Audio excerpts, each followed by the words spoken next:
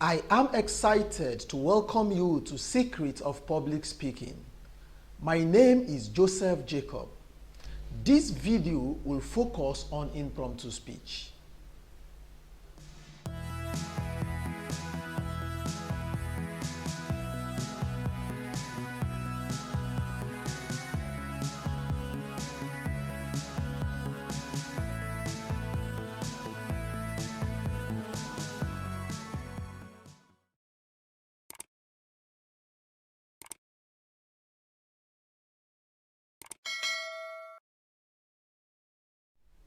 Mr. Jackson attended a sent-forth party for his boss. He ate, drank, and danced with his colleagues. It was a perfect night until the MC made an announcement. Ladies and gentlemen, I invite Mr. Jackson to give us a vote of thanks. Jackson suddenly could not hear anything again. The hole spun and stopped. He started sweating profusely. He could not feel his legs. He doesn't know whether he was standing with his legs or with his head. He saw himself floating towards the MC.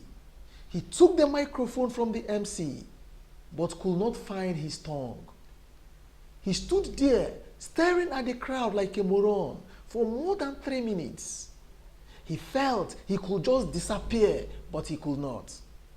It was Sandra, his secretary, that came to his rescue. She took the microphone from him and delivered a perfect impromptu speech. Jackson said it was the worst day of his life. It was the worst experience he has ever had in his life. Definitely, none of us will want to have such an experience. This video will help you avoid such experience. The first question is, what is impromptu speech? Collins English Dictionary defines impromptu speech as a speech that is delivered without planning or organizing in advance. When you look at this definition, you'll understand that there are certain things that make up impromptu speech. The biggest point there is that there is no advanced knowledge or preparation to deliver such a speech. It will somehow surprise you that Ruth Gordon once said, and I quote, "The very best impromptu speeches are the ones written well in advance."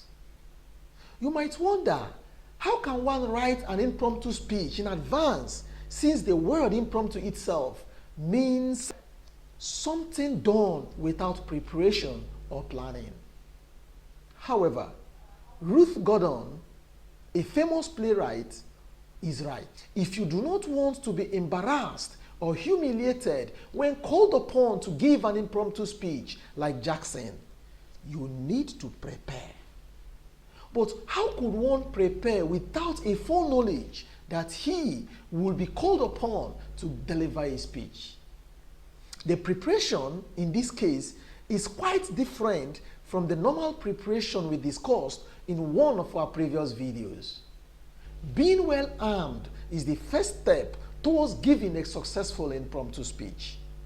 What you already know will help you when you are asked to give an impromptu speech.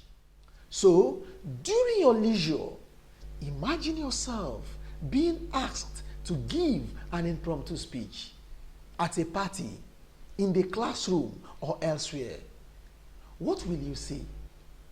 If you do have such thinking from time to time and outline in your mind how you will go about it, you are preparing for your impromptu speech.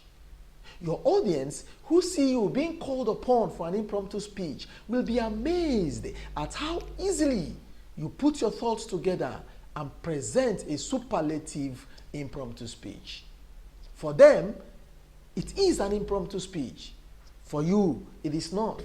After all, you have been preparing for a long time. Whenever you are asked to give an impromptu speech, there are at least 6 things you must do in order to succeed. The first thing you must do is to be in control. As discussed in one of our previous videos, make sure you are always in control. Don't panic. If you allow fear to take hold of your brain, you will be paralyzed, just like what happened to Jackson. The second thing you can do when called upon to deliver an impromptu speech is to be yourself. Once you are asked to give an impromptu speech, your brain is under pressure already. Don't increase the pressure by trying to impress with big words or polished phonetics. The third thing you can do to succeed when you are called upon to deliver an impromptu speech is to be truthful. The truth is well known to you. Saying it will be easier than trying to be a sycophant. Once you are saying the truth, once you are explaining the person the way the person is, you have no pressure because you are saying what is well known from your heart. The fourth thing you can do is to be as brief as possible. When your words are few and meaningful, it will be appreciated than a long, empty speech that is meant only to impress the audience. The fifth thing you can do is to use anecdotes and quotes. Telling a relevant story or saying a powerful quote will be helpful, especially if you are trying to lengthen the impromptu speech. The sixth thing you can do is to always be attentive and alert. Do not be absent-minded in any occasion you attend. Listen attentively so as to know what to say should, in case you are asked after the discussion to say one or two things. By listening attentively, you must have picked one or two things during the conversation that you can put together during the impromptu speech. Thank you for watching this video.